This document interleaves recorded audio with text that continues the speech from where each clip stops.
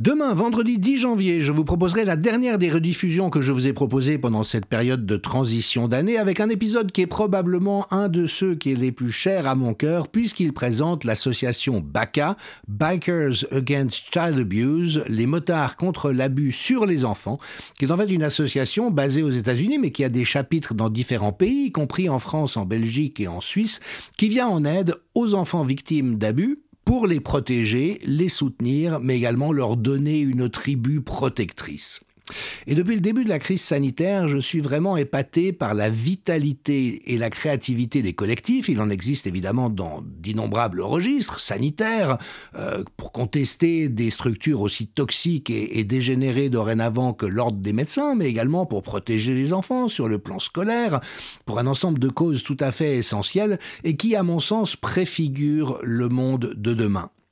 Je vous invite vraiment à ne pas manquer cet épisode parce qu'il est paradigmatique de ce qu'il est possible, ce qu'il nous est possible de faire avec des moyens parfaitement légaux, mais d'une manière qui change la donne sur le plan symbolique et j'ai presque envie de dire vibratoire.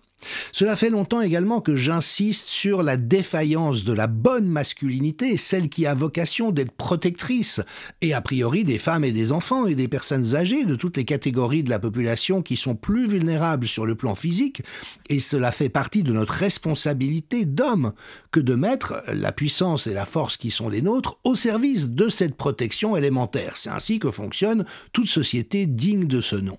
Et BACA exemplifie vraiment cette valeur de chevalerie contemporaine avec quelque chose, vous le verrez, qui est extrêmement convaincant, qui est extrêmement parlant, et avec cette valeur fondamentale nommée par les principaux concernés, qui est de dire nous ne sommes pas pour l'usage de la violence. Toutefois, si qui que ce soit cherche à s'en prendre à un des enfants que nous protégeons, nous n'hésiterons pas à mettre en œuvre la violence correspondant à la légitime défense à laquelle ils ont droit et qu'en tant qu'enfants, ils sont incapables d'exercer pour eux-mêmes.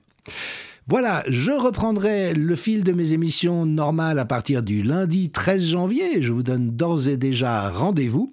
Et puis, je vous laisse avec cet épisode demain que je vous encourage une nouvelle fois vraiment à regarder en adressant ce message aux membres de BACA et aux membres des différents collectifs. Je vous aime, vous êtes incroyables, vous êtes extraordinaires, vous êtes l'incarnation de l'espérance qui nous permet de continuer à nous mobiliser. Les choses avancent. Il reste encore beaucoup de résistance, mais malgré tout, on voit beaucoup de progrès à d'innombrables endroits. Et je termine en remerciant les membres de BACA de nos pays qui ont pris contact avec moi depuis cette émission, avec une pensée toute particulière à Tristan et Anne-Sophie dans la région de Nantes. Suite à la première diffusion de cet épisode au mois d'août, ils ont été motivés à co-créer un chapitre BACA dans la région de Nantes. Donc voilà, de tout cœur avec vous, on ne lâche rien, le premier qui se décourage a perdu, ce ne sera pas nous.